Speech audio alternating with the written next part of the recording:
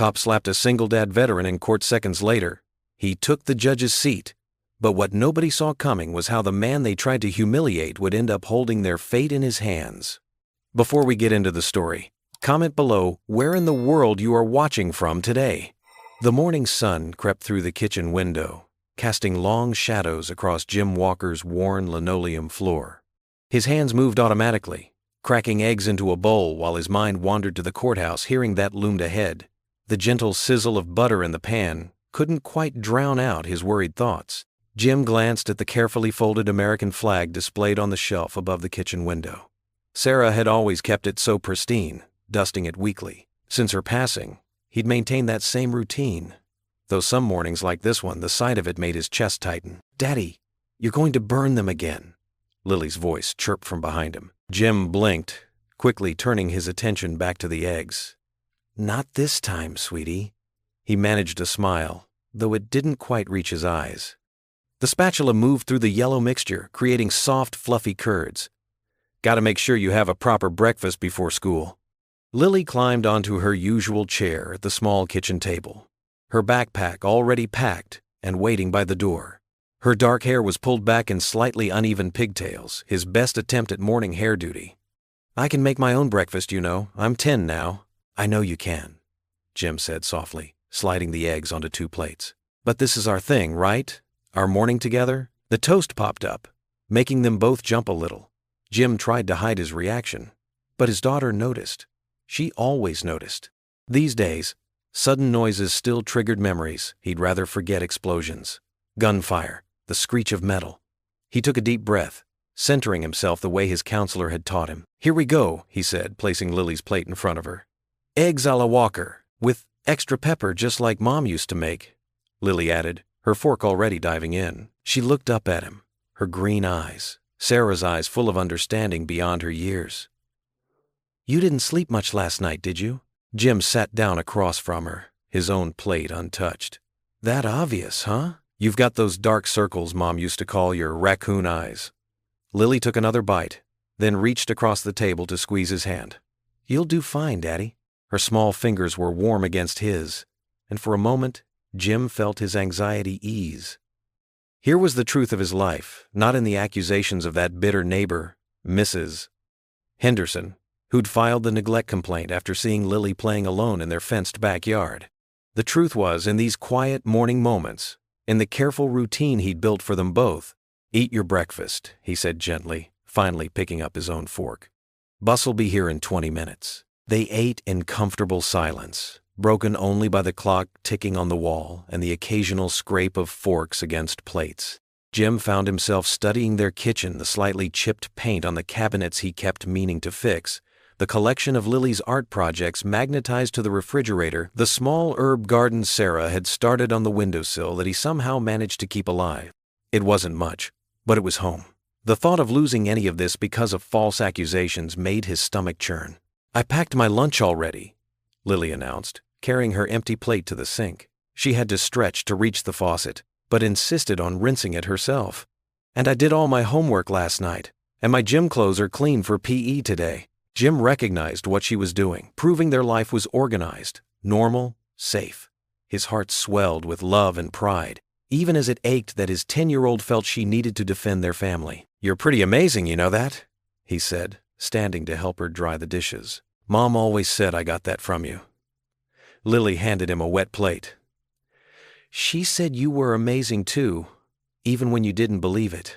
Jim's throat tightened. He set the dried plate in the rack, then knelt down to Lily's level, looking her in the eye.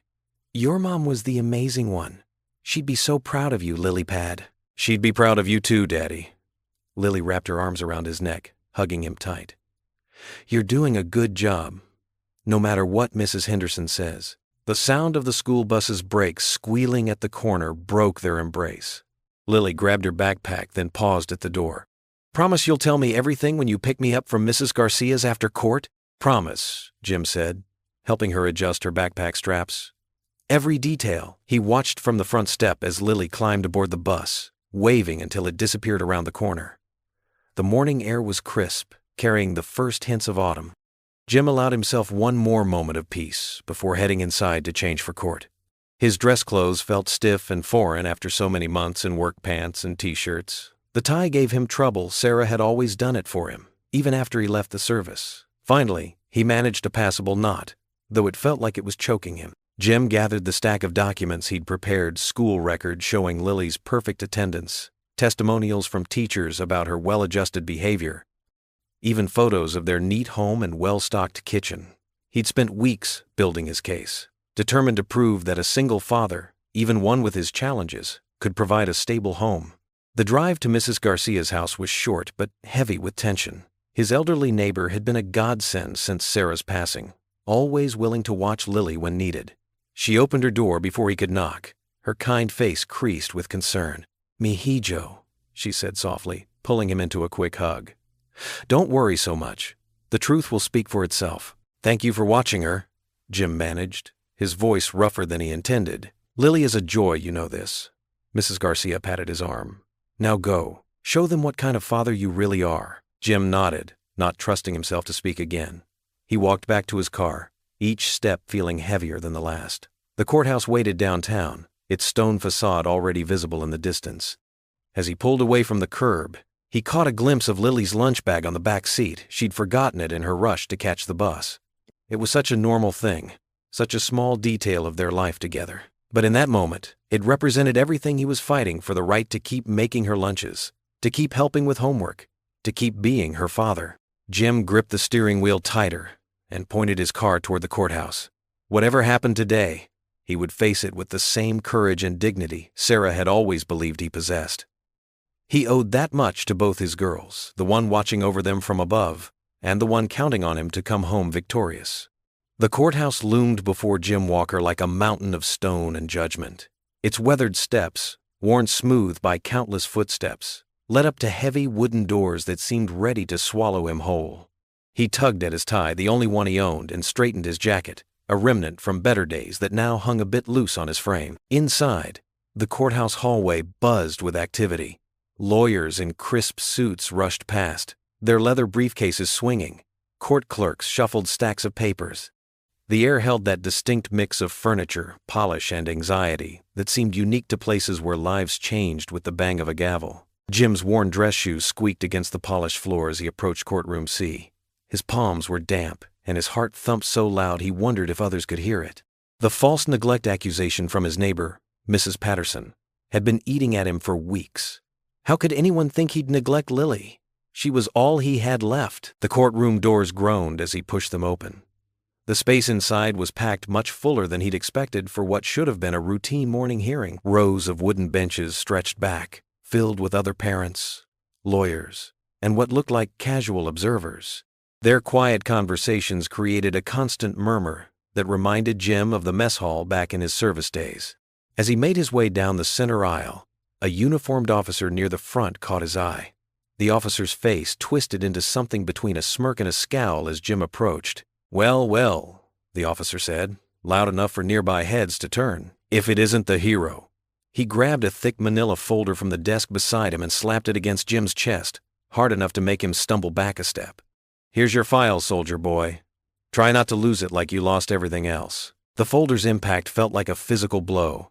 Several people in the gallery chuckled, the sound cutting through Jim like shrapnel. His ears burned hot, and he clutched the folder tight, knuckles white against the manila paper. "Thank you, officer," Jim managed to say, his voice steady despite the tremor he felt inside.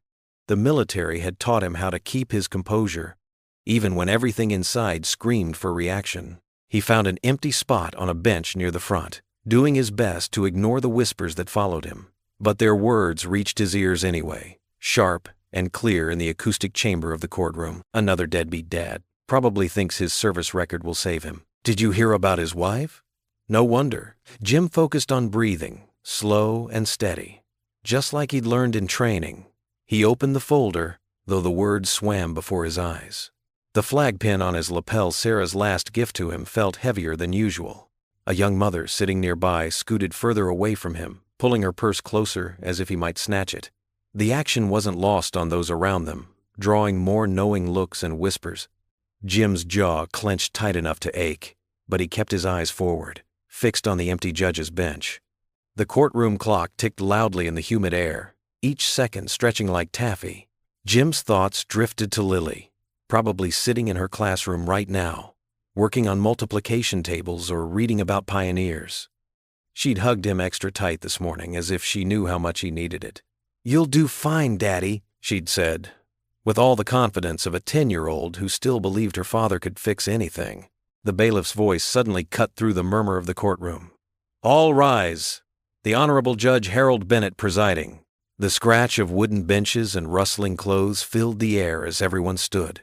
Judge Bennett entered from his chambers, his black robe flowing behind him like a shadow. His face, lined with age and experience, revealed nothing as he took his seat. "Be seated," he commanded, his voice carrying authority without needing to be loud. Jim sank back onto the hard bench, his folder clutched in trembling hands. The judge shuffled through some papers, adjusted his reading glasses, and then looked up at the gathered crowd. "James Walker," Judge Bennett called out, his tone neutral but firm. Jim's legs felt like lead as he stood. "Yes, Your Honor." "Step forward, please." The walk to the podium seemed to take forever. Each step echoed in Jim's ears, accompanied by the rustle of turning heads and the weight of dozens of staring eyes. He could feel the officer's smirk burning into his back, could practically hear the thoughts of everyone watching. Here goes another failure. Another disappointment. Another dad who couldn't keep it together. Jim reached the podium and gripped its edges, the wood smooth and cool against his palms. Judge Bennett looked down at him over the rims of his glasses, his expression unreadable. The American flag behind the judge's bench caught Jim's eye, identical to the one he kept so carefully dusted at home. He thought of Sarah, of how proud she'd been when he'd earned his service medals. He thought of Lily, who deserved so much more than what he could give her. He thought of Mrs. Patterson next door, watching his every move, waiting for him to fail. The silence stretched thin as Judge Bennett studied him, the weight of judgment hanging in the air like storm clouds ready to break. Judge Harold Bennett leaned forward, his weathered hands folded on the bench. The fluorescent lights cast harsh shadows across his lined face as he studied Jim Walker with piercing eyes that had seen decades of truth and lies parade before them. "Mr. Walker," the judge's deep voice carried across the now silent courtroom, "before we proceed further, I'd like to hear from you directly." He paused, adjusting his reading glasses. "Tell me, what do honor and responsibility mean to you?" Jim's throat tightened. He stood straighter, his military bearing taking over despite his worn suit and tired eyes. The question transported him back through years of memories, some proud, some painful, all defining. "Your Honor," Jim began, his voice quiet but steady, "I learned about honor in the military, but I truly understood it through my late wife, Sarah." He took a deep breath, feeling the weight of every eye in the courtroom. "She fought cancer with more courage than I ever showed in combat. Even in her final days, she made me promise to raise Lily with the same strength she showed to teach our daughter that doing what's right matters more than doing what's easy." Judge Bennett nodded slowly, encouraging him to continue. "Responsibility." Jim's voice caught for a moment as he thought of Lily's smile that morning. "It's getting up every day at 5 a.m. to make breakfast, even when you're bone-tired. It's checking homework and attending parent-teacher conferences. It's explaining to your 10-year-old why mommy isn't coming home, then holding her while she cries." His hands gripped the podium tighter. "It's working 2 jobs and still finding time to read bedtime stories because that's what your child needs." The fluorescent lights hummed in the silence that followed. Even the court reporter's fingers had stilled on her keyboard. "Some folks," Jim continued, his voice growing stronger, "they look at a single father and see what's missing. But being responsible means focusing on what's there. The love, the commitment, the determination to give your child the best life possible, no matter what anyone else thinks." Mrs. Patterson, his accuser, shifted uncomfortably in her seat. The officer who had mocked him earlier stared at his own shoes. "Honor and responsibility aren't just words to me, Your Honor. They're promises I made to my country, to my wife, and most importantly, to my daughter. I may not be perfect, but every decision I make with Lily's well-being in my heart." Judge Bennett removed his glasses, cleaning them thoughtfully with his handkerchief. The silence in the courtroom was absolute now, heavy with the weight of Jim's words. Even the usual shuffling of papers had ceased. "Mr. Walker," the judge said finally, replacing his glasses, "I've sat on this bench for 32 years. I've heard countless explanations, excuses, and justifications. He picked up his gavel, its wooden handle worn smooth by years of use. But rarely have I heard such genuine truth. The judge's next words cut through the tension like a shaft of sunlight through storm clouds. The petition for removal of custody is denied. Lily Walker will remain in the care of her father. A collective gasp rippled through the courtroom. Mrs. Patterson's mouth fell open in shock, while her attorney frantically shuffled through papers. Furthermore, Judge Bennett continued, I find these allegations of neglect to be wholly without merit. Mr. Walker has demonstrated not just adequate, but exemplary dedication to his daughter's well-being. Jim's legs felt weak with relief. He steadied himself against the podium, hardly daring to believe what he was hearing. Court is adjourned. The gavel struck with finality. As the courtroom began to empty, Jim gathered his paperwork with trembling hands. A few people patted his shoulder as they passed, murmuring words of congratulation. The officer who had mocked him earlier slipped out a side door, avoiding eye contact. Outside the courthouse, Jim stood on the broad stone steps, blinking in the bright sunlight. The spring air carried the scent of newly bloomed flowers from the courthouse gardens, but he barely noticed. The emotional weight of the morning crashed over him like a wave. Tears welled in his eyes as he thought of Sarah, wishing she could have heard him speak about her courage. He thought of Lily, waiting at the neighbor's house, probably worried sick about what was happening. His shoulders shook slightly as he allowed himself, just for a moment, to feel everything he'd been holding back. The fear, the relief, the grief, the triumph. A gentle breeze dried the tears on his cheeks as he stood there, briefcase in hand, the courthouse doors closing behind him. He had done it. Lily was safe. They would go home together. Jim Walker stepped out of the courthouse into the bright afternoon sun, his heart still racing from the morning's events. The concrete steps felt solid under his feet, a welcome change from the shakiness he'd felt inside. He loosened his tie, letting out a long breath that seemed to carry the weight of the past few hours. Mr. Walker. A woman's voice called from behind him. Could I have a moment? Jim turned to see a young woman in a navy blue suit hurrying down the courthouse steps. Her dark hair was pulled back in a neat bun, and she carried a worn leather briefcase that had seen better days. She reached his level, slightly out of breath. I'm Maria Alvarez, she said, extending her hand. I was in court during your hearing. Jim shook her hand, noting her firm grip. Nice to meet you, Miss Alvarez. Please, call me Maria. She glanced around before continuing in a lower voice. I wanted to tell you how moved I was by what you said in there. About honor and responsibility. We don't hear enough of that in these halls anymore. Jim shifted uncomfortably, unused to praise. I just spoke the truth, ma'am. That's exactly what I mean. Maria's brown eyes lit up with intensity. Do you know how rare that is here? To have someone speak from the heart instead of reciting what their expensive lawyer told them to say. A group of attorneys walked past them, their leather shoes clicking against the pavement. Maria waited until they were out of earshot before continuing. Look, I'm a public defender. I see dozens of cases every week, and I've started to notice patterns. She opened her briefcase and pulled out a business card. Things that don't add up, cases that get fast-tracked or buried depending on who's involved. Jim took the card, studying the simple black text. What are you saying? I'm saying that this courthouse needs more people like you, Mr. Walker. People who understand real integrity. She glanced at her watch. I have another hearing in 10 minutes, but I'd like to talk more. Maybe over coffee sometime? Jim pocketed the card, shaking his head. Look, I appreciate what you're saying, but I'm just trying to take care of my daughter. I'm not looking to get involved in anything. I understand, Maria cut in gently. But sometimes doing the right thing means getting involved. Think about it. She gave him a knowing look. The system works better when good people are part of it. As Maria turned to head back inside, Jim called after her. Why me? You don't even know me. She paused on the steps. I saw how that officer treated you today. Most people would have gotten angry, fought back, but you stayed dignified. That tells me everything I need to know. With that, she disappeared through the heavy courthouse doors. Jim stood there for a moment, Maria's words echoing in his mind. The card felt heavy in his pocket, like it carried more weight than just paper should. He walked to his old pickup truck, parked in the far corner of the lot where the paint was peeling off the parking space lines. Inside the truck, He sat for a minute with his hands on the steering wheel. The afternoon sun warmed the cab, reminding him of summer days when Sarah was still alive, when they'd take long drives with the windows down. She would have known what to make of Maria's words. Sarah always had a way of seeing through to the heart of things. He started the engine, the familiar rumble bringing him back to the present. As he pulled out of the parking lot, his eyes caught the courthouse in his rearview mirror, tall and imposing against the blue sky. Maria's words kept playing in his head.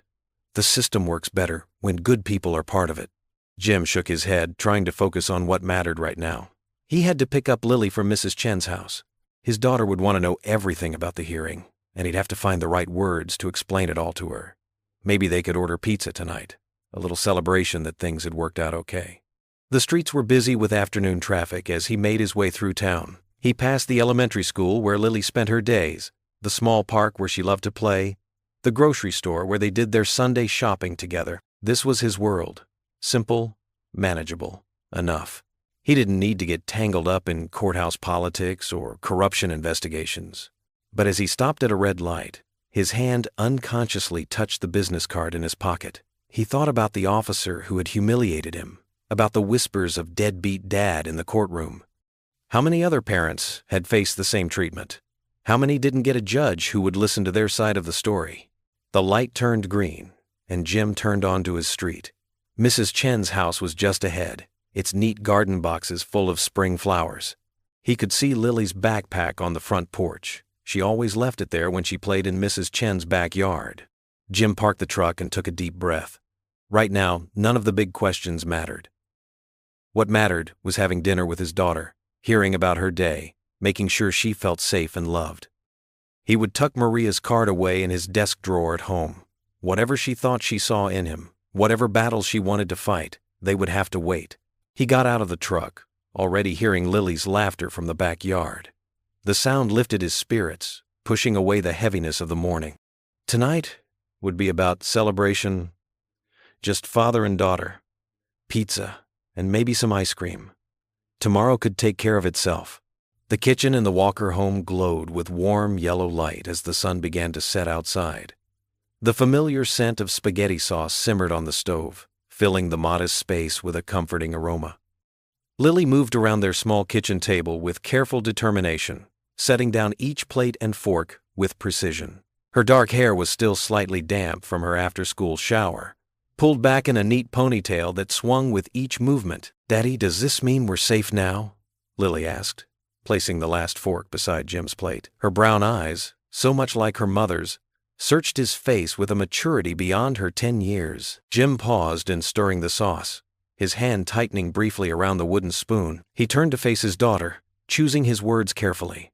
"The judge made a good decision today, sweetheart. That's what matters right now. But Mrs. Peterson won't try to cause trouble anymore?" Lily pressed, referring to their neighbor who had filed the complaint. Jim crossed the kitchen in 2 steps and placed his hands gently on Lily's shoulders. "Hey now, remember what we always say about worrying?" A small smile tugged at Lily's lips. "Worry is like a rocking chair. It gives you something to do," Jim continued, "but doesn't get you anywhere." They finished together, and Lily giggled. Jim pulled her into a quick hug, breathing in the fresh scent of her strawberry shampoo. "That's my girl. Now, how about you help me with these meatballs?" Lily's face lit up. "Can I roll them this time? You always make them too big." "Too big?" Jim placed a hand over his heart in mock offense. "I'll have you know, those are perfectly regulation-sized meatballs, young lady. Daddy, there's no such thing as regulation meatballs." Lily dissolved into laughter, and Jim couldn't help joining in. They worked together at the counter, Lily carefully rolling small, even meatballs, while Jim added the final touches to the sauce. The kitchen filled with the sounds of their comfortable chatter and the soft bubbling of the pot on the stove. "Remember that time you tried to make meatballs with cereal instead of breadcrumbs?" Lily asked, her nose scrunching at the memory. Jim chuckled, shaking his head. "That wasn't my finest culinary moment. Your mom would have never let me live that down." Instead of the usual sadness that accompanied mentions of Sarah, Jim felt a warm glow of remembrance. Lily smiled too, rolling another perfect meatball between her palms. "Mom always said you were hopeless in the kitchen," she said softly, but her tone was fond. "She wasn't wrong," Jim admitted. But look at us now. Master chefs in the making. They sat down to eat once everything was ready. The small table set with their everyday plates and the checkered placemats Lily had picked out last summer. The meatballs were slightly uneven, some of Jim's larger ones mixed with Lily's more modest portions. But neither of them minded. "Did you finish your math homework?" Jim asked, twirling spaghetti around his fork. "Most of it. Mrs. Rodriguez helped me during study period." Lily took a bite of meatball. "These are really good, Daddy. Even the big ones." Jim laughed, reaching over to tap her nose with his napkin. "Thank you for your generous approval of my non-regulation meatballs." They traded stories about their day, carefully skating around the morning's court appearance. Lily told him about the science project she was working on with her best friend Emma, and how they were planning to grow crystals.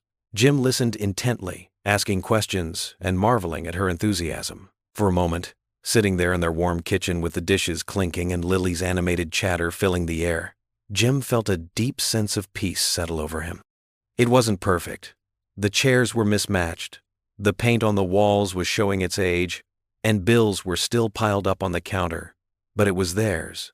Later that night, after helping Lily with the last of her homework and tucking her into bed, Jim stood at the kitchen window. The neighborhood was quiet, most windows dark except for the occasional blue flicker of a television.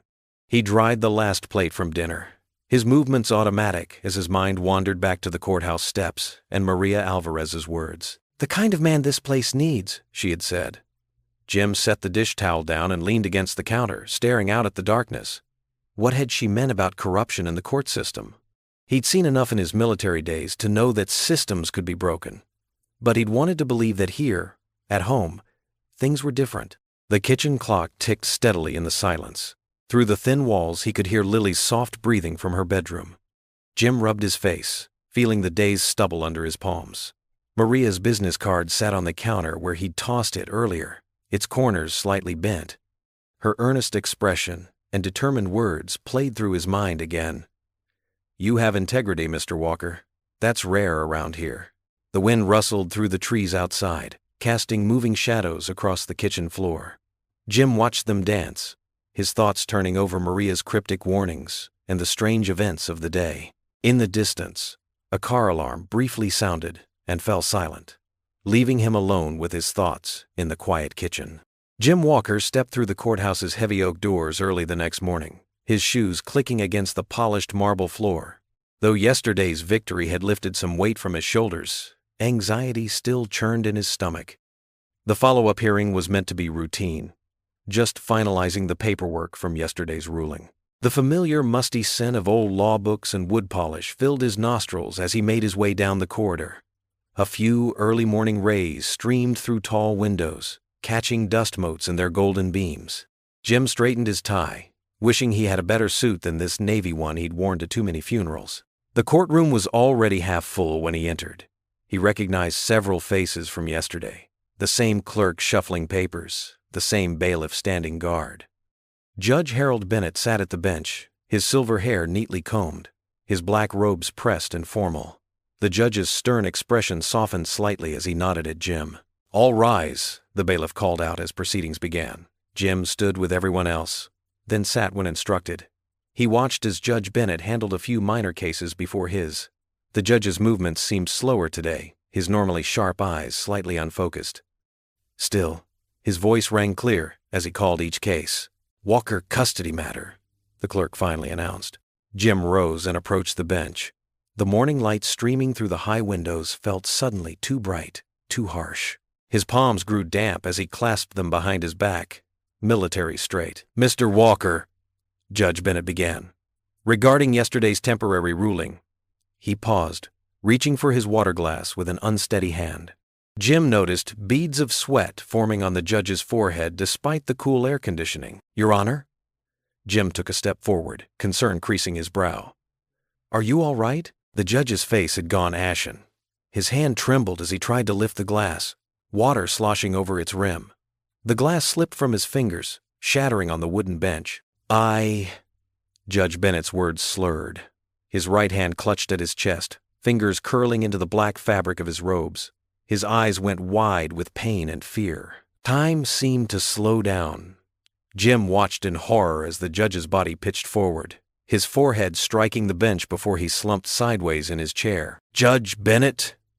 The cry came from multiple voices at once. The courtroom erupted into chaos. People jumped to their feet, voices rising in panic. The bailiff rushed forward, radio already in hand, calling for medical assistance. The clerk vaulted over her station, reaching the judge's side in seconds. "Clear the courtroom!" the bailiff shouted, his voice cutting through the growing noise. "Everyone out! Now!" People streamed toward the exits, their footsteps thundering against the floor.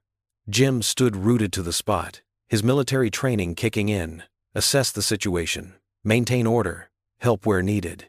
"Sir, you need to leave too," a young deputy said, touching Jim's elbow. Before Jim could move, the main doors burst open.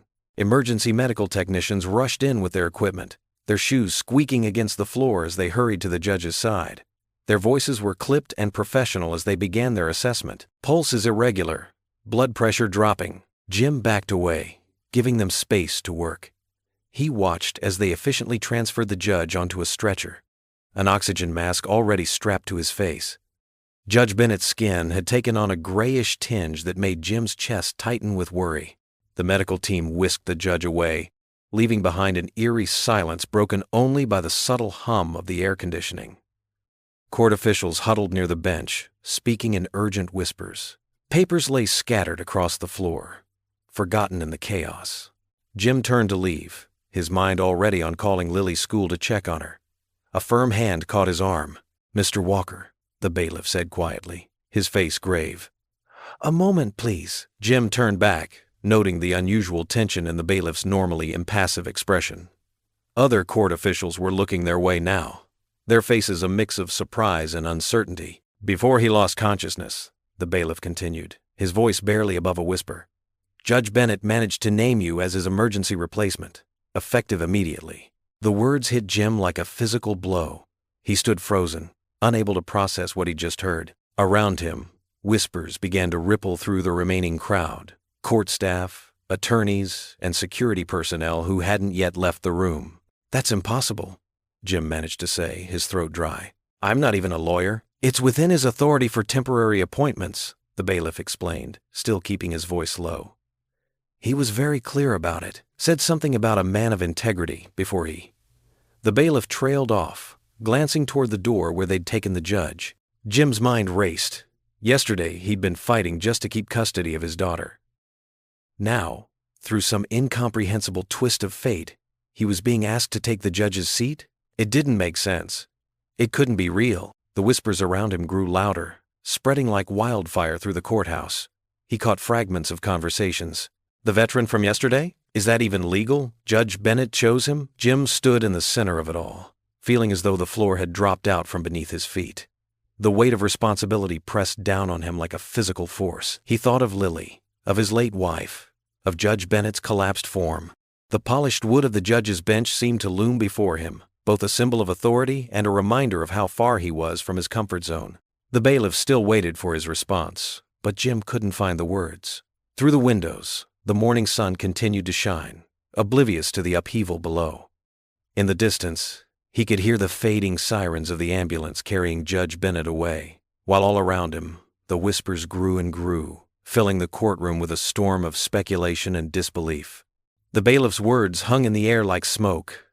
Jim Walker stood rooted to the spot, his mind struggling to process what he'd just heard. Emergency replacement? Him? The same man who just yesterday had been humiliated in this very courtroom? "Sir?"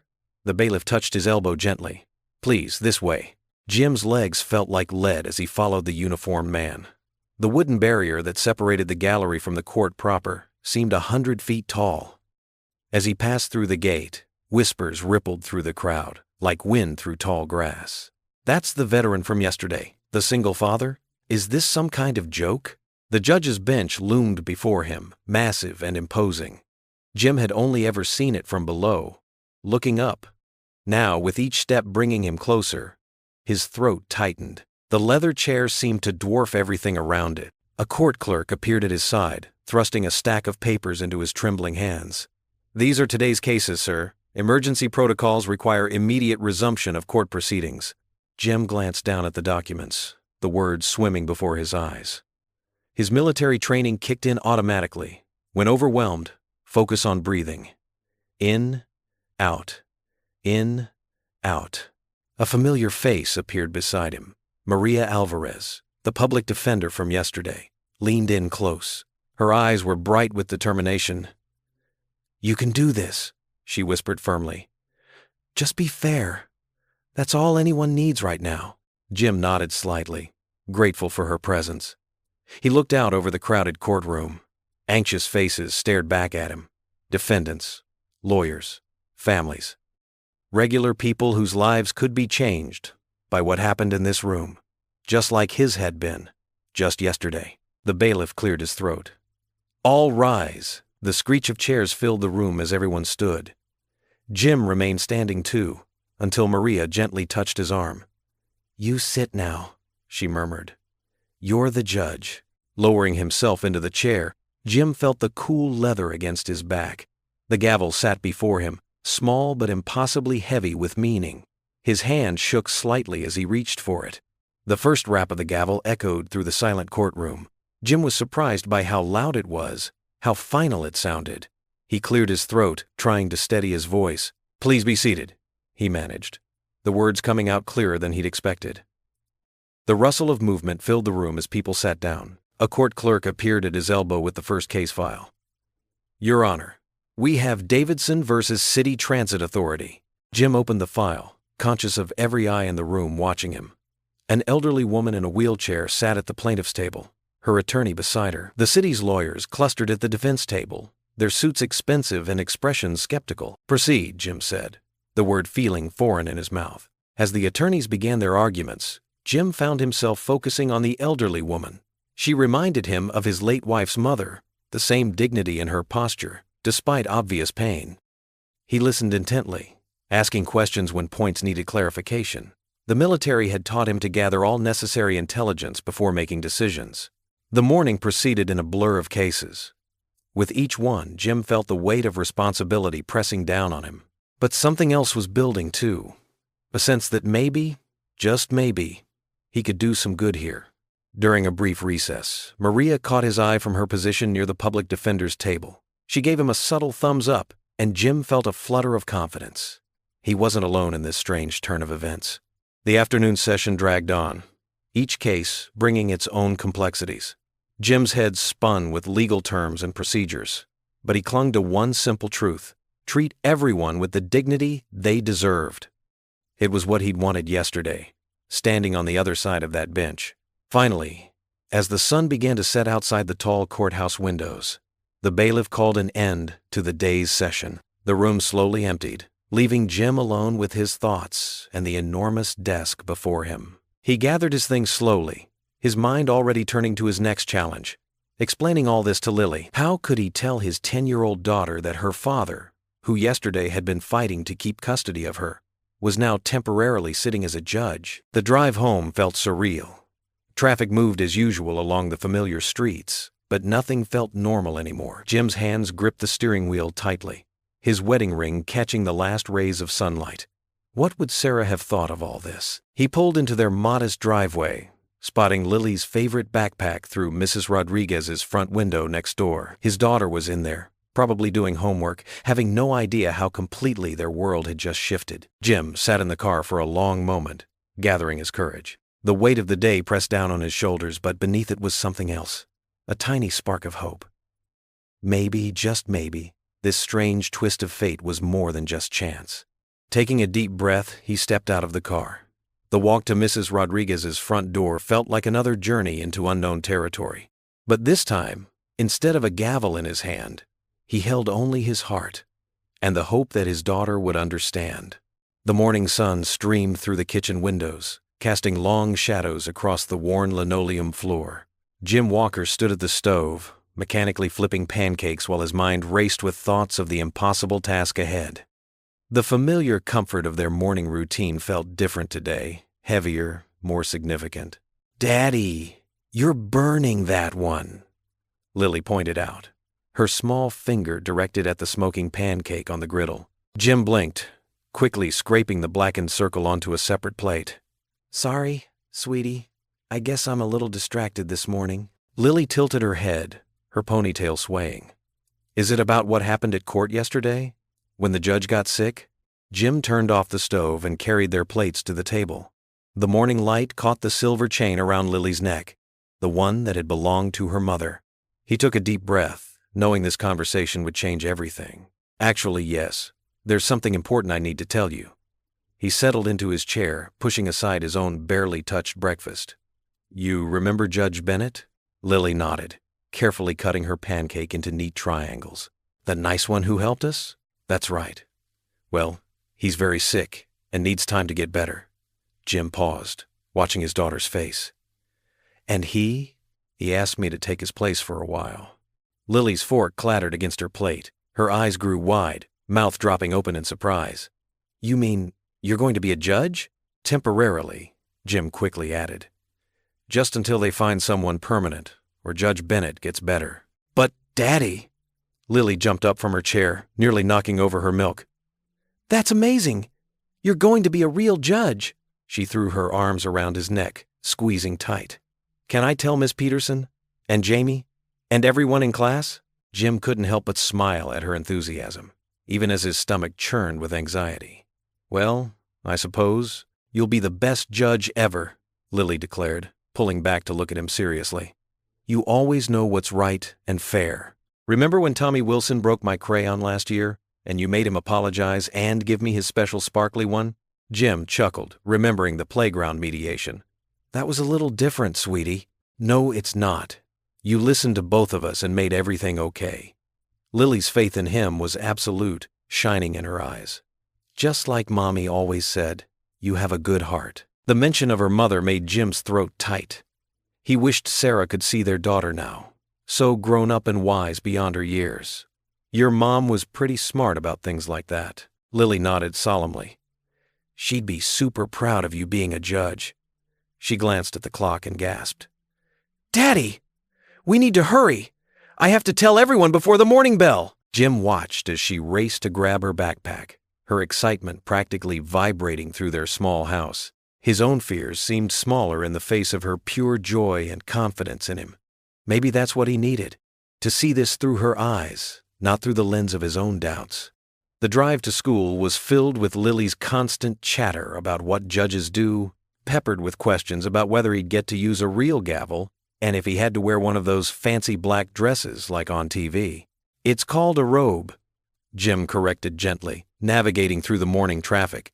And, yes, I suppose I'll have to wear one. You'll look so important. Lily bounced in her seat. Can I come watch sometimes? Jim glanced at her in the rearview mirror. We'll see, sweetheart. Most of it would be pretty boring for you. Nothing you do is boring, Daddy. They pulled up to the school drop-off line, and Lily was unbuckling her seatbelt before the car fully stopped. She leaned forward to kiss his cheek. Show them how special you are, okay? I'll do my best, Princess. Jim watched as she practically skipped toward the school entrance, her backpack bouncing with each step. Several of her friends immediately surrounded her, and he could see her animated gestures as she shared her big news. The pride in her voice echoed in his mind as he drove toward the courthouse. My daddy's a judge now. Such simple words, but they carried the weight of responsibility he couldn't ignore. Parking in the judicial lot felt wrong, like he was playing dress-up in someone else's life. The courthouse loomed before him, its stone facade more imposing than ever. As he climbed the steps, he noticed the subtle changes in how people looked at him, some with curiosity, others with barely concealed skepticism. In the main hallway, a cluster of lawyers stood near the coffee cart, their conversations dropping to whispers as he passed. He caught fragments of their words. Temporary solution. Completely unqualified. What was Bennett thinking? Jim straightened his tie, feeling the ghost of yesterday's humiliation trying to creep back. But then he remembered Lily's unwavering faith, her absolute certainty that he could do this. He thought of Sarah, who had always believed in him, even when he doubted himself. A familiar voice cut through his thoughts. Your Honor. Jim turned to see Maria, the public defender from yesterday, holding out a thick folder. Her use of the title made everything suddenly real. The morning docket, she explained, her expression encouraging. You ready for this? Jim took the folder, thinking of Lily's words. You always know what's right and fair. He nodded, squaring his shoulders. Let's find out. Jim Walker adjusted his tie for the 10th time that morning, sitting behind the massive oak bench that now felt like a mountain on his shoulders. The courtroom stretched before him, its familiar worn wooden pews now viewed from an entirely different angle. The American flag hung quietly in the corner, its presence both comforting and intimidating. Case number 2374, Matthews versus Johnson, the clerk announced, her voice steady and practiced. Jim's hands felt clammy as he opened the case file. Mrs. Matthews, an elderly landlord in a pressed blue suit, sat at one table. At the other, Mr. Johnson hunched in a wrinkled work shirt, dark circles under his eyes and calloused hands clasped tightly together. Your Honor, Mrs. Matthews' lawyer began, his voice smooth as silk. My client has been more than patient. 3 months of unpaid rent cannot be ignored. We're requesting immediate eviction. Jim nodded slowly, remembering Maria's whispered words about fairness. He turned to Mr. Johnson, who had no lawyer beside him. Would you like to explain your situation, sir? Johnson stood, his work boots scuffing against the floor. Yes, Your Honor. I lost my job at the factory when they downsized. Been working 2 part-time jobs since then, but my daughter got sick. His voice cracked. The medical bills. I had to choose between rent and her medicine. The courtroom remained silent, but Jim noticed a few heads nodding in the gallery. He recognized that look, the same desperate determination he'd seen in his fellow veterans' eyes when times got tough. Mrs. Matthews, Jim addressed the landlord directly. How long has Mr. Johnson been your tenant? 5 years, Your Honor, she replied stiffly. Always paid on time until recently. Jim studied the papers before him, then looked at both parties. His heart thumped against his chest, but his voice remained steady.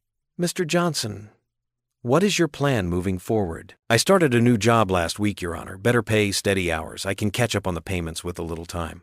Johnson pulled out some papers from his worn briefcase. I have proof of employment here. The bailiff brought the documents to Jim. They were genuine. A full-time position with benefits at a local manufacturing plant. Mrs. Matthews' lawyer stood again. Your Honor, while this is all very touching, the law is clear about the law, Jim interrupted quietly, is also clear about reasonable accommodation and good faith efforts. He remembered the times he'd struggled after his wife's passing, how a little understanding had made all the difference. Here's my ruling, Jim continued, his voice growing stronger. Mr. Johnson will pay this month's rent in full, plus 10% of the back rent each month until the debt is cleared.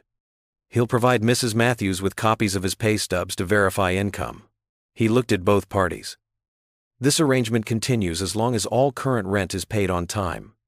If Mr. Johnson misses a payment, Mrs. Matthews can reinstate eviction proceedings immediately. The lawyer opened his mouth to object, but Mrs. Matthews touched his arm. She was looking at Johnson with softer eyes now. That seems fair, Your Honor. Johnson's shoulders sagged with relief. Thank you, Your Honor. I won't let you down. Court costs will be split between both parties, Jim concluded, lifting the gavel.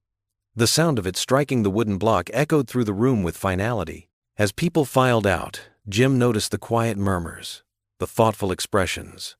A court officer nodded approvingly as he passed. Maria, watching from the back, gave him a small smile.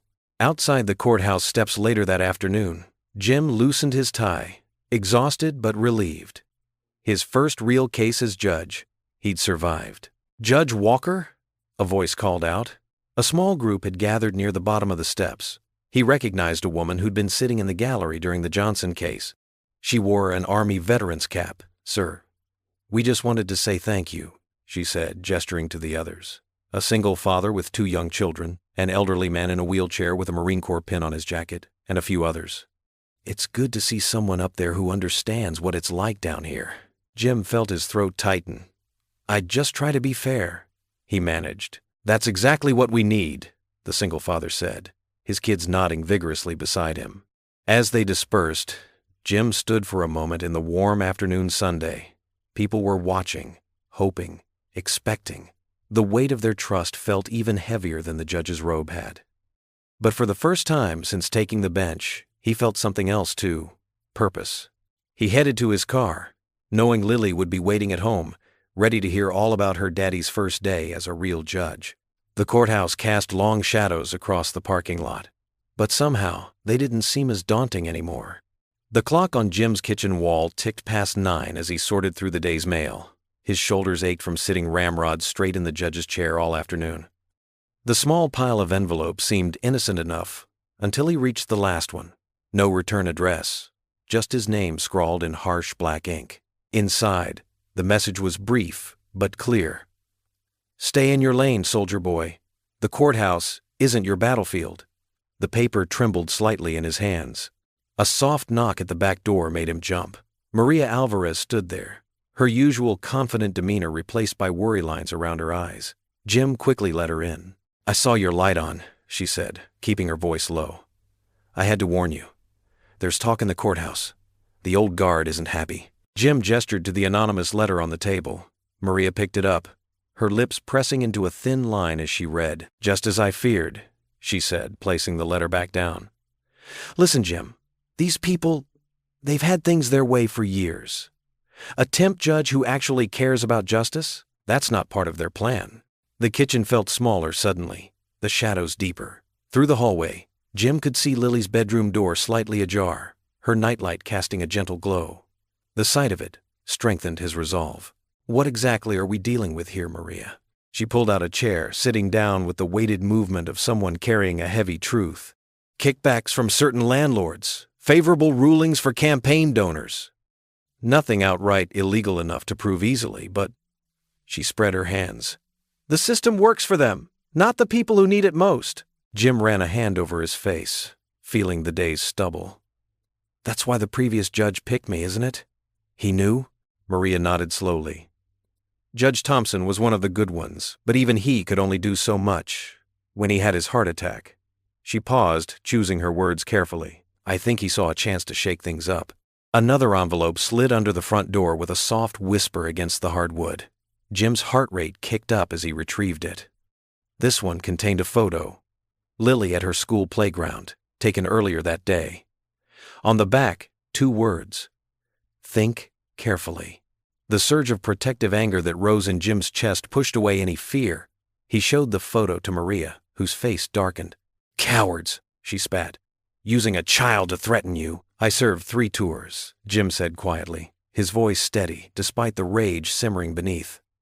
"Saw good men die defending what's right. I won't let these courthouse bullies scare me away from doing the same." Maria touched his arm gently. "Jim, no one would blame you for stepping down. Your daughter..." "Is exactly why I can't." He looked toward Lily's room again. "What kind of example would I be setting if I taught her to back down from bullies? If I showed her that doing the right thing only matters when it's easy?" The kitchen clock ticked loudly in the silence that followed. Outside, a car drove past, its headlights sweeping across the walls like searching fingers. "They'll come at you hard," Maria warned. "These people have connections, money, influence." Jim thought of the morning's case, the elderly tenant he'd protected from eviction, the grateful tears in her eyes. And what do we have? The truth, some loyal courthouse staff, a few journalists who might listen. Maria straightened her shoulders. "And me, you're not in this alone, Jim." After Maria left, Jim double-checked all the locks and windows. He moved through the house like he used to clear buildings overseas, methodical, alert. But this wasn't a foreign battlefield. This was his home, where his daughter should feel safe. He paused in Lily's doorway. She slept peacefully, her stuffed giraffe tucked under one arm, dark hair spilling across her pillow. The sight of her innocent face made his decision clear. Running away wouldn't protect her. It would only teach her that the bad guys win. Jim settled into the armchair near her bed, the one where he used to sit when she had nightmares after her mother died. The threatening letters sat heavy in his pocket, but his heart felt lighter. He knew what he had to do. "Lord," he whispered into the quiet room, "I don't ask for much. Just give me the strength to do what's right, to be the father Lily needs, to be the judge these people deserve." He closed his eyes, remembering his wife's favorite saying, "Character is what you do when no one applauds." The night stretched on, but Jim kept his vigil. Whatever came next, he would face it standing tall, for justice, for his daughter, for all the people who needed someone to fight for them. In the gentle darkness of Lily's room, his whispered prayer continued. asking not for safety or easy victories, but for the courage to stay true to what he believed in. The morning sun streamed through the tall courthouse windows, casting long shadows across the packed gallery. Jim Walker adjusted his black robe, still not quite used to its weight after these few weeks. The courtroom buzzed with tension as people squeezed into every available seat. Workers in worn jackets sat shoulder to shoulder with reporters clutching notepads, while photographers jostled for position near the walls. At the plaintiff's table sat Marcus Johnson, a factory worker of 20 years, his weathered hands clasped tightly in front of him. Behind him, dozens of his co-workers filled 3 rows, their faces a mix of hope and worry. The factory's high-powered legal team occupied the defense table, their expensive suits a stark contrast to the workers' clothes. Jim took a deep breath and called the court to order. The familiar rap of the gavel brought sudden silence. "In the matter of Johnson versus Riverside Manufacturing," he began, his voice steady and clear, "regarding allegations of systematic racial discrimination in hiring and promotion practices." As the attorneys presented their cases, Jim listened intently. The defense painted a picture of a successful company with merit-based policies. But the evidence told a different story. Qualified workers repeatedly passed over, separate break rooms that somehow still existed in the 21st century, and promotion patterns that couldn't be explained by chance. Marcus Johnson's testimony cut through the legal jargon with simple truth. "I trained 5 different supervisors," he said quietly. "Each time they told me I wasn't ready for promotion myself, but I was ready enough to teach others how to do the job." Jim noticed Maria Alvarez in the back of the courtroom, watching carefully. She had helped prepare some of the workers' testimonies, though another attorney was handling the case. Her presence reminded him of their conversation about justice being more than just following procedures. During the defense's cross-examination, one of the company lawyers tried to suggest Johnson was creating problems where none existed. Jim saw Marcus's teenage son in the gallery clench his fists, saw the pain flash across the faces of other workers.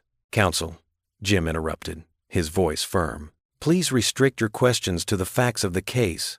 As final arguments concluded, Jim called for a brief recess. In his chambers, he looked at the folded flag on his desk, the one he'd brought from home. He thought about honor, about the oath he'd taken both as a soldier and now as a judge. The choice became crystal clear. Returning to the bench, Jim sat straight and tall. The room fell silent, every eye fixed upon him. He began speaking, his words measured but carrying the weight of conviction. "This court has heard compelling evidence of systematic discrimination at Riverside Manufacturing. We've seen documentation of qualified workers denied advancement based not on their abilities, but on the color of their skin. We've heard testimony describing separate facilities and unequal treatment that harken back to darker days in our nation's history." Jim paused, looking directly at the company executives. "In America, we hold certain truths to be self-evident, that all people are created equal. This isn't just a lofty ideal, it's the law of our land. When we fail to uphold this principle, we fail not just as a business or a community, but as human beings." His voice grew stronger, filling the courtroom. "This court finds in favor of the plaintiff. Riverside Manufacturing will implement immediate changes to its hiring and promotion practices under court supervision. The company will provide back pay to affected workers and establish a review board to prevent future discrimination. Furthermore, I am ordering sensitivity training for all management personnel." Jim turned his attention to Marcus Johnson and the other workers. "Your courage in coming forward has shown that justice isn't just a word written in law books. It's something we must actively pursue and protect. Every person deserves to be judged by their character and capabilities. Nothing more and nothing less." As he finished speaking, the courtroom erupted in applause. People stood, cheering and hugging each other. Marcus Johnson wiped tears from his eyes as his son embraced him. Even some of the reporters were clapping. Through the crowd, Jim spotted Maria beaming at him from the back of the room. She gave him a small nod that spoke volumes about their shared belief in what justice could really mean. The day's proceedings concluded, and Jim gathered his papers, his heart full but his mind already turning to his next cases. As he stepped out of the courthouse into the late afternoon sun, a familiar voice called out, "Daddy! Daddy!" Lily came running down the courthouse steps, her backpack bouncing against her shoulders. Her neighbor Sarah, who often watched her after school, followed at a more dignified pace. Jim caught his daughter in his arms. lifting her high as she squealed with delight. "Daddy, I heard what happened." Lily's eyes sparkled with excitement. "Tommy's dad was there, and he called Mom right away, and she told everyone at the school pickup line. You're a hero." Jim hugged her close, breathing in the familiar scent of her strawberry shampoo. "I just did what was right, sweetheart. That's what makes you a hero," Lily said with absolute certainty, wrapping her arms around his neck. Jim's alarm buzzed at 6 a.m. as usual, but his hand froze halfway to silencing it. Through bleary eyes, his phone screen displayed a flood of message notifications. His stomach tightened as he opened the first one, a link to the local news website. The bold headline hit him like a physical blow. "Unfit judge, veteran's past exposed." Below it, his service photo stared back at him, alongside sensational quotes about unstable behavior and questionable judgment. Jim sat up slowly, his hands trembling as he scrolled through the article. They had taken fragments of his military record and twisted them into something ugly. A difficult mission where he'd had to make split-second decisions was portrayed as reckless endangerment. His combat stress counseling after losing squad members was spun as mental instability. "No," he whispered, recognizing the calculated manipulation. That's not how it happened. In the kitchen, he couldn't bring himself to make breakfast. The coffee pot sat cold and empty, while he stared at more news alerts popping up on his phone. Each one seemed worse than the last. Local TV stations were picking up the story. Social media was already alive with cruel comments and judgment. "Daddy?" Lily appeared in her school clothes, backpack ready. "Are you okay?" Jim forced a smile. "Of course, sweetheart. Just running a little late today." He quickly made her a peanut butter sandwich, trying to hide how his hands shook. "Here's your lunch. Have a great day at school." She hugged him tight before leaving, and he held on a moment longer than usual, drawing strength from her innocent trust in him. The drive to work was a blur. Every traffic light felt like an eternity as his mind raced through the implications. Would they try to remove him from the bench? Would this affect his custody of Lily? The courthouse steps seemed steeper than ever. Inside, conversations stopped as he passed. Whispers followed in his wake. Even the security guards, who'd grown friendly over the past weeks, avoided his eyes. In his chambers, more bad news waited. A formal complaint had been filed, questioning his fitness to serve.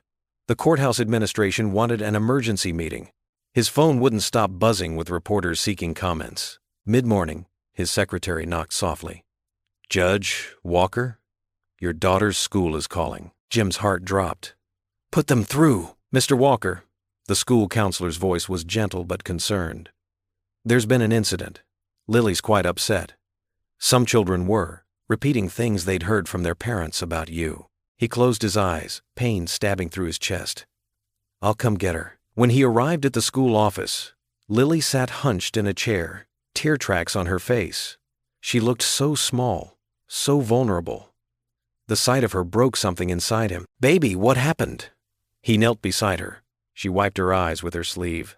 "Tommy said you're not a real judge. He said his dad told him you're crazy from the war and you hurt people." Fresh tears spilled over. "I told him he was lying, but then other kids started saying it too. They said we don't belong here." Jim gathered her into his arms, feeling her small body shake with sobs. Other parents in the office turned away, some with sympathy, others with obvious disapproval. The drive home was quiet. Lily stared out the window, occasionally sniffling. Jim's mind raced, trying to figure out how to explain things to her, how to protect her from this ugliness. At home, he made her favorite mac and cheese for lunch, but she just pushed it around her plate. "Daddy," her voice was small. "Are the bad things they're saying true?" "No, sweetheart." He sat beside her. "Sometimes people take good things and twist them to look bad. Remember when you drew that beautiful picture and Tommy said it looked like scribbles? It's like that, but worse." "But why would they do that?" Jim struggled to find words a child could understand.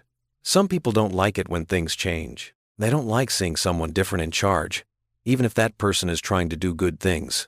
She nodded slowly, processing this. "I'm still proud of you, Daddy." Those simple words nearly undid him. He helped her get ready for bed early, knowing she was emotionally exhausted. As he tucked her in, she clutched her stuffed rabbit tight. "Will it be better tomorrow?" "I hope so, baby." He kissed her forehead. Try to sleep now. Downstairs in the dark living room, Jim slumped onto the couch. The house felt heavy with silence. On the mantel, his wife's photo smiled at him, and beside it, the folded flag from her funeral caught the dim streetlight through the window. The day's events crashed over him. The headlines, the whispers, Lily's tears. Everything he'd built, everything he'd tried to do right seemed to be crumbling. Maybe they're right, he whispered into the darkness. Maybe I can't do this. His words hung in the empty room, heavy with defeat. The clock ticked softly, counting down to another day he wasn't sure he could face. The courthouse janitor nodded to Jim as he slipped through the darkened hallway. Evening, Judge Walker. His voice held no mockery, just simple respect that made Jim's chest ache even more. Thanks, Pete. I just need a moment alone in there. Jim's voice sounded hollow even to himself. Take all the time you need, sir. I'll be down the hall if you need anything. The massive wooden doors creaked as Jim pushed them open. Moonlight filtered through the high windows, casting long shadows across the empty benches. His footsteps echoed in the vast silence as he walked down the center aisle, past where hundreds had sat during his rulings over the past weeks. The judge's bench loomed before him, somehow both familiar and foreign now. Jim ran his fingers along the polished wood, remembering the first time he'd sat there, terrified but determined. Now, the sight of it made his stomach churn. The morning's newspaper lay crumpled on the desk where he'd left it. Walker's War Crimes, the truth behind our temporary judge. The accusations were carefully crafted lies, twisting his combat experiences into something unrecognizable. But the damage was done. Jim sank into one of the front row seats, his head in his hands. Lily's tear-stained face flashed in his mind. How she'd run into his arms after school, sobbing about the cruel things her classmates had said. They said you hurt people, Daddy. They said you're bad. The weight of it all pressed down on his shoulders. He tried so hard to build something good here, to make decisions that helped people. To make Lily proud. To honor Sarah's memory. Sarah. His chest tightened as he thought of his late wife. The memory of her came rushing back. A sunny afternoon in their backyard. Shortly before her illness took her. She'd been hanging laundry while he worried about a difficult situation at work. Character isn't what you do when everyone's watching and cheering, she'd said, pinning up one of Lily's small dresses. It's what you do when no one applauds, when they mock you, when doing the right thing costs you everything. Jim stood slowly, walking up the steps to the judge's bench. The chair seemed to mock him now. Who was he to think he could do this? A broken soldier, a widowed father, barely keeping his own life together. The whispers in the hallways echoed in his mind. Unqualified, unstable, unworthy. Sarah's voice came back to him again, from a different memory. The night before a dangerous deployment, when he'd confessed his fears of not being good enough, strong enough, she'd taken his face in her hands, her eyes fierce with conviction. James Walker, you listen to me. Your strength isn't in your uniform or your rank or what other people think of you. It's in here. She'd pressed her hand against his heart. God put it there, and no one can take it away unless you let them. The moonlight shifted, casting the judge's bench in a soft glow. Jim remembered the cases he'd heard here. The struggling single mother fighting eviction. The elderly veteran seeking medical benefits. The young man facing discrimination at work. He'd listened to them all, treated them with dignity, made decisions based on justice rather than influence. Was I wrong, Sarah? He whispered to the empty room. Was I fooling myself thinking I could make a difference here? The silence seemed to pulse with memories. Lily's proud smile when she'd told her friends about his new role. The quiet thanks from people who finally felt heard in this courtroom. Maria's fierce belief in his integrity. But now the newspapers painted him as a monster, and the power brokers wanted him gone. Jim's legs felt heavy as he climbed the final steps to the bench. The judge's chair stood silent, waiting. He touched the gavel, the symbol of authority that had somehow been entrusted to him. The weight of responsibility, of justice, of truth pressed down until his knees buckled. He knelt there, behind the bench where he'd tried to serve with honor, and the tears he'd been holding back finally came. Lord, he whispered, his voice breaking in the darkness. I don't know if I'm strong enough for this fight. Show me the way. Please, show me the way. His prayer echoed in the empty courtroom, a soldier's plea for guidance, a father's cry for strength, a man's desperate search for truth in the face of lies.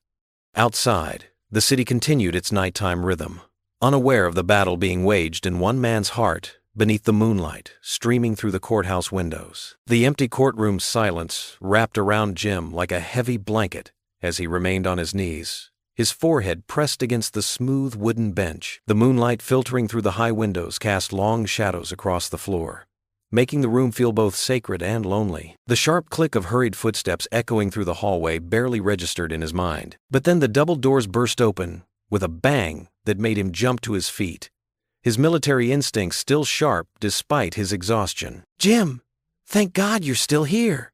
Maria Alvarez rushed in, her usually neat appearance disheveled, clutching a thick manila envelope to her chest. Her dark hair had escaped its professional bun, and her eyes blazed with an intensity that made Jim straighten his shoulders. Maria, what are you doing here so late? She strode down the center aisle, her heels clicking against the marble floor. I've been working non-stop since those headlines broke. I knew something wasn't right. She slapped the envelope onto the judge's bench. And I was right. Jim watched as she pulled out document after document, spreading them across the surface where he usually presided. His throat tightened at the sight of his name scattered across the papers. Look at these emails, Maria pointed, her finger trembling with barely contained anger. Between Judge Harrison and Commissioner Brooks, they've been planning this for weeks, ever since you ruled against that factory owner who's apparently Harrison's golf buddy. Jim leaned forward, squinting at the printed emails. The words seemed to swim before his tired eyes, but certain phrases jumped out. Need to discredit Walker. Dig up anything from his service record. Can't have some bleeding heart veteran. Undermining the system. They twisted everything, Maria continued, her voice cracking with emotion. That incident in Afghanistan? The one they're using to paint you as unstable? I found the original report. She pulled out another document. You saved your entire unit that day, Jim. You received a commendation. But they conveniently left that part out. Jim's hands trembled as he picked up the paper. The memory of that day flooded back. The heat. The dust. The split-second decisions that had haunted him for years. But seeing the official record, the truth laid bare. Something shifted in his chest. There's more, Maria said, pulling out financial records. Harrison's been accepting kickbacks for years. That's why he's so desperate to stop you. Your rulings? They're threatening their whole corrupt network. Jim sank into his chair, overwhelmed by the evidence before him. All this time, he whispered. You've been doing exactly what a judge should do, Maria finished for him. Being fair, showing mercy when it's needed, making decisions based on justice, not favors. She planted her hands on the bench and leaned forward. That's why they're scared of you, Jim. He thought of Lily's tears earlier that day, of the shame in her eyes when she'd told him about the kids at school. I was ready to resign, he admitted quietly, to protect her. Maria's expression softened. And what would that teach her? To run when things get hard? To let the bullies win? She reached across the bench and grabbed his hand. The Jim Walker I've seen in this courtroom these past weeks. He's exactly what this community needs. A man who understands struggle, who knows what it means to fight for what's right. Jim stood slowly, looking around the empty courtroom. In the dim light, he could almost see the faces of all the people who'd stood before him. The single mother fighting eviction, the elderly veteran seeking health care, the factory workers demanding dignity. He'd given them all a fair hearing, just as he'd wished someone had done for him when he'd first walked in here, humiliated and afraid. If you resign, Maria said softly, they win. And everyone who started to hope again because of you, they lose. Jim picked up one of the emails, reading the contemptuous words about his service again. But this time, instead of shame, he felt something else stirring in his chest. Determination. He thought of his late wife's words about character, about doing what's right when no one's watching. But sometimes, he realized, character meant standing up when everyone was watching. They're counting on me being too broken to fight back, he said, his voice growing stronger. Too scared of losing what little I have left. Maria nodded, gathering the documents back into the envelope. They don't understand what kind of man they're dealing with. A soldier who never left anyone behind. A father who'd move mountains for his daughter. She held out the envelope. The question is, are you that man, or are you going to let them win? Jim looked at the envelope, remembering the weight of his daughter's arms around his neck, the trust in her eyes when she called him her hero. He thought of all the other daughters and sons out there, watching their parents struggle against a system that seemed stacked against them. His hand was steady as he reached for the envelope. Maria's eyes lit up with fierce approval as he took it, and she reached across the bench to clasp his other hand. "Then we fight," Jim said, his voice firm and clear in the moonlit courtroom. The morning sun cast long shadows across the courthouse steps as Jim Walker stood before a growing crowd. His hands trembled slightly as he gripped the edges of the simple wooden podium someone had brought outside. The crisp autumn air carried the scent of fallen leaves and coffee from the cafe across the street. He glanced down at his worn leather shoes, the same ones he'd worn when he'd first entered this courthouse as a desperate father. Now, dozens of faces looked up at him expectantly. Veterans in their service caps, single mothers holding their children's hands, elderly couples who'd watched the whole drama unfold from their regular morning walks past the courthouse. "I'm not much for speeches," Jim began, his voice quiet but steady. "In the military, they taught us to let our actions speak louder than words." He paused, meeting the eyes of fellow veterans who nodded in understanding. "But today, I need to speak up." A gentle breeze rustled through the trees lining the courthouse square. Jim spotted Maria standing at the edge of the crowd, giving him an encouraging nod. The weight of the past few weeks pressed heavily on his shoulders. The false accusations, the whispered doubts, the tears in Lily's eyes when she'd heard the cruel words at school. "Some of you know me as the veteran who became a temporary judge. Others know me as the single father who fought to keep his daughter." His voice grew stronger. "But what you might not know is that I never wanted any of this. I didn't ask to be a judge. I just wanted to raise my little girl in peace and do right by my late wife's memory." A murmur of sympathy rippled through the crowd. An elderly woman wiped her eyes with a handkerchief.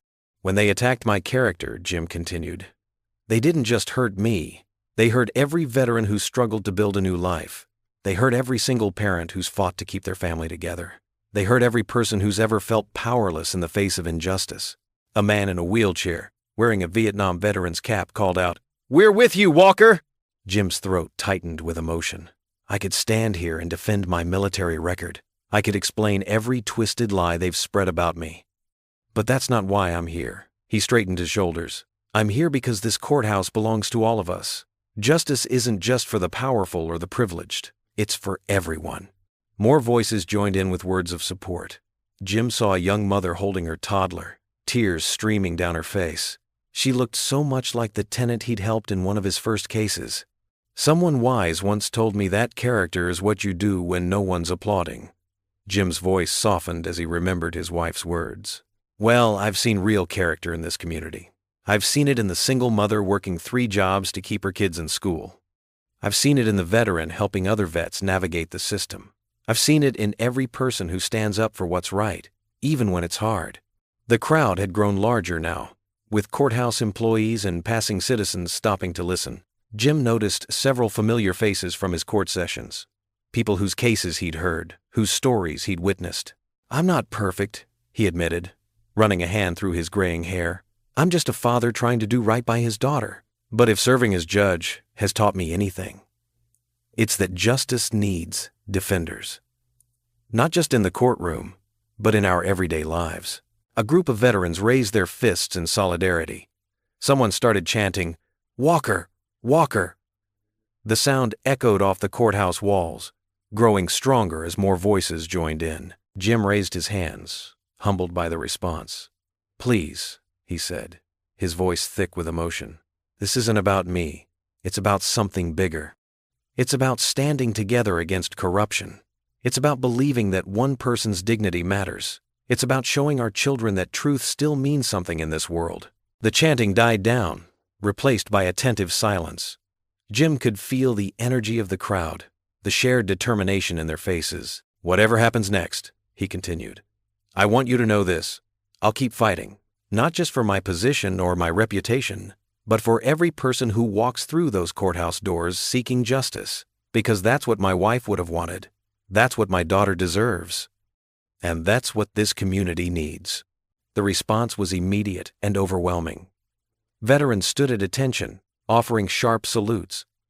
Parents lifted their children onto their shoulders. The courthouse steps filled with applause and cheers. Walker! Walker! Walker! The chant grew stronger, more unified. Jim stood quietly at the podium, overwhelmed by the show of support. He saw Maria beaming from her spot in the crowd, clutching the evidence files to her chest.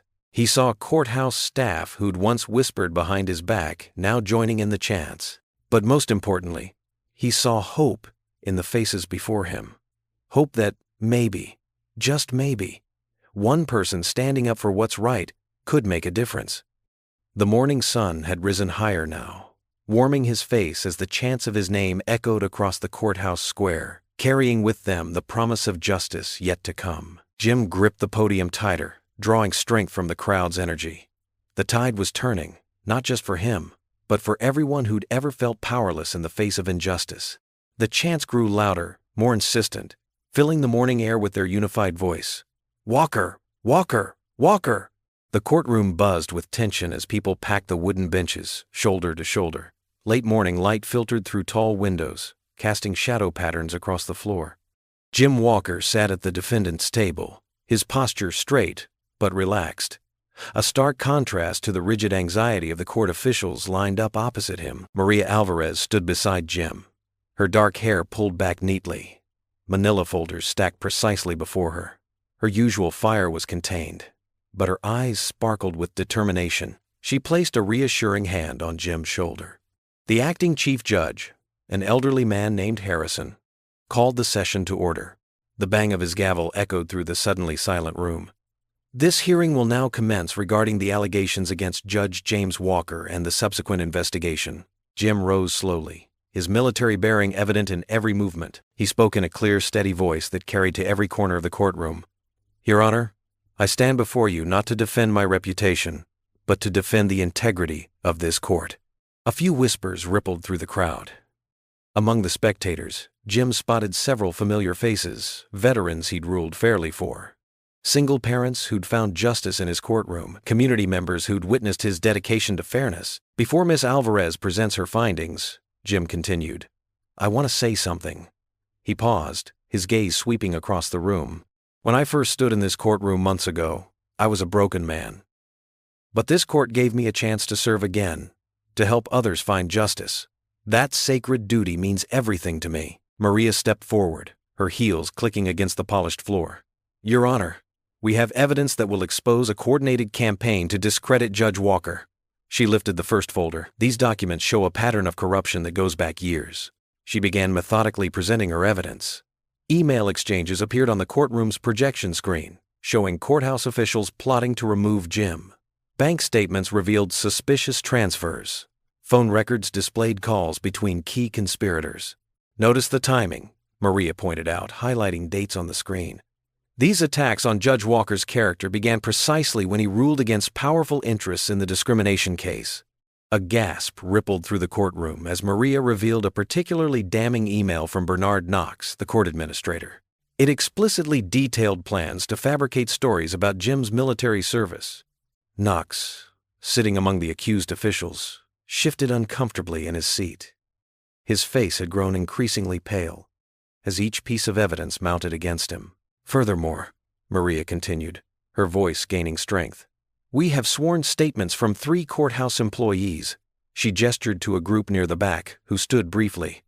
They witnessed Mr. Knox and others deliberately manipulating case assignments and threatening staff who questioned their actions. Jim remained composed throughout the presentation, his eyes steady, his expression thoughtful. When Knox's lawyer attempted to interrupt with objections, Jim simply waited patiently for the chief judge to rule. Your Honor, Jim finally said, rising again, I could speak about my military record, about my dedication as a father, about my commitment to justice.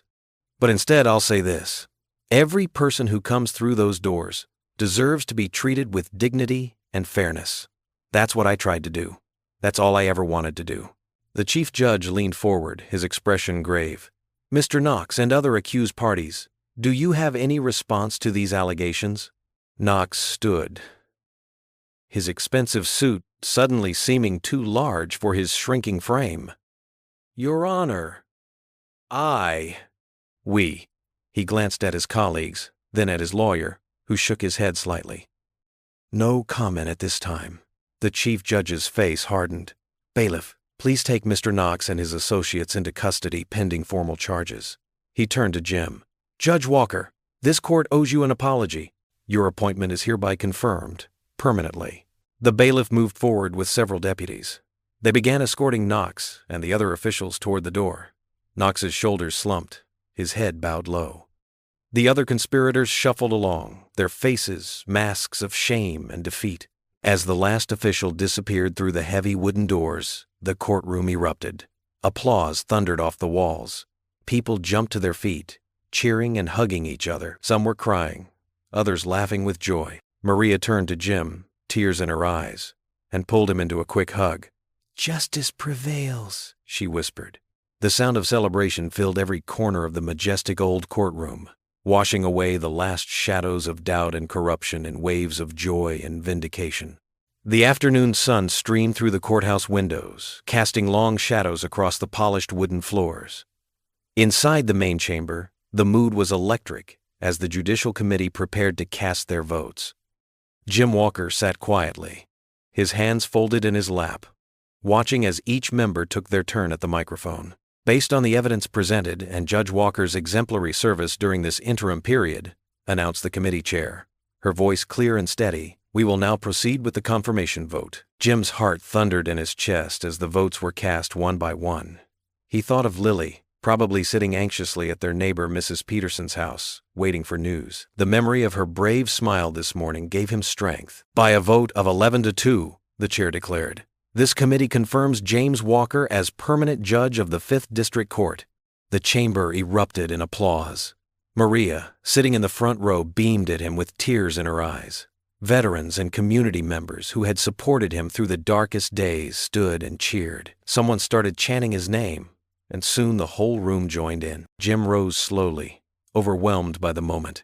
He raised his hand, and the room fell silent. Thank you, he said simply, his voice thick with emotion. I promise to serve with integrity and compassion, to remember that every person who walks through these doors deserves dignity and fair treatment. He paused, swallowing hard. But right now, there's someone I need to see. Outside the courthouse steps, reporters swarmed like bees, microphones thrust forward, cameras flashing. Judge Walker, how does it feel? What's your response to the corruption scandal? Any comment on your unprecedented appointment? Jim raised both hands, gently but firmly, waving them off. No comments today, folks. I need to get home to my daughter. The crowd parted reluctantly, and Jim hurried to his car. As he drove through familiar streets, memories washed over him. That first terrifying morning in court, when he'd been mocked and humiliated. The sudden collapse of Judge Bennett.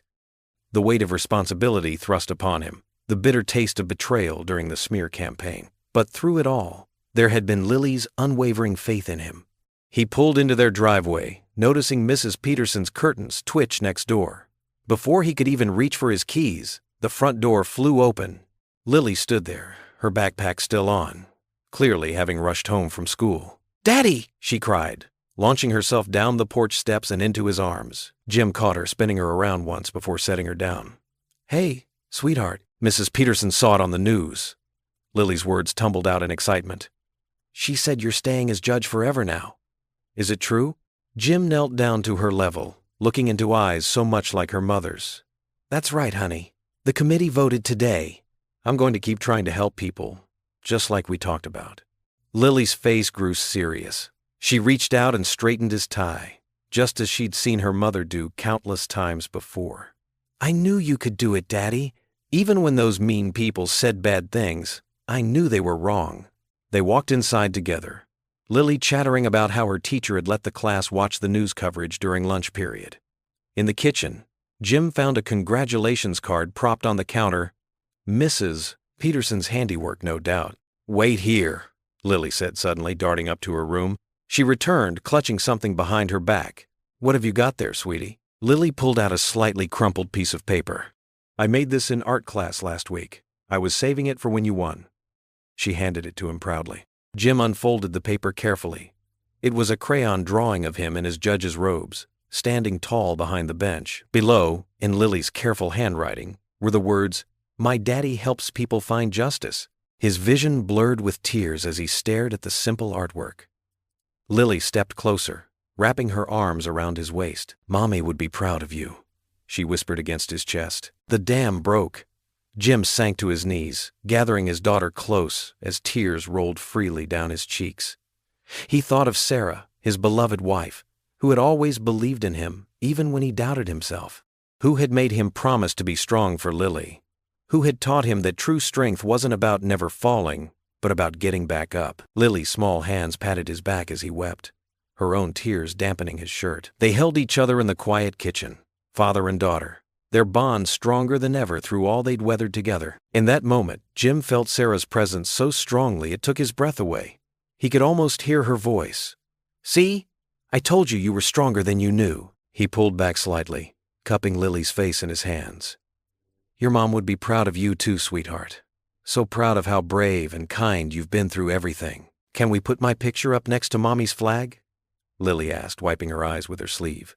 Jim nodded, unable to speak. Together they walked to the shelf where Sarah's folded flag sat in its triangular case.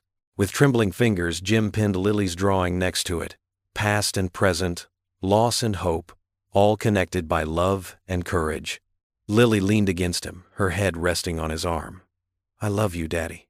"I love you too, baby girl," Jim whispered, holding her close. "More than anything in this world." Monday morning dawned with a gentle warmth that seemed to wrap the courthouse in a golden embrace. Jim Walker stood before his bedroom mirror, carefully adjusting his judge's robe. The black fabric no longer felt foreign or heavy on his shoulders. It had become a symbol of the journey that had brought him here. "Ready for breakfast, Daddy?" Lily called from the kitchen. She had insisted on making toast for him this morning, a small gesture that made his heart swell. "Coming, sweetheart," he replied, giving himself one final look. The man in the mirror stood straighter now, carried himself with quiet confidence rather than the defeated slouch of months past.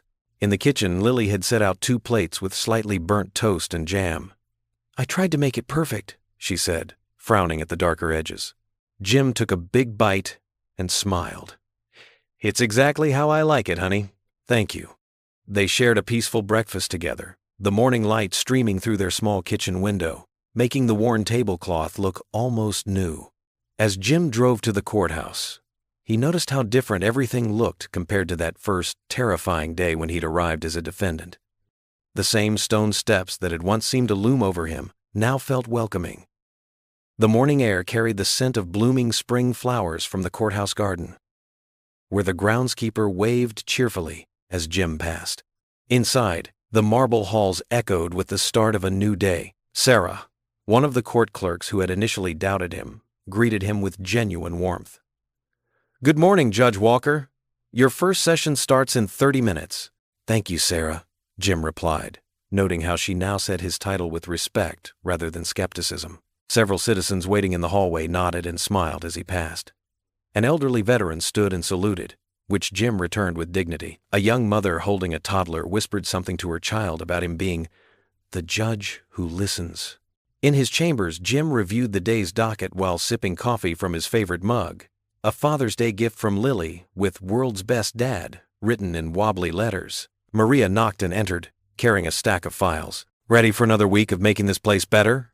she asked, her eyes twinkling with the shared memory of their victory over corruption. "One case at a time," Jim replied, the phrase having become something of a personal motto. As the clock struck 9, Jim made his way to the courtroom. The bailiff's voice rang out clear and strong. "All rise! The Honorable Judge James Walker presiding." Jim entered and took his place at the bench, looking out over the packed courtroom. The same space that had once witnessed his humiliation now radiated with purpose and hope.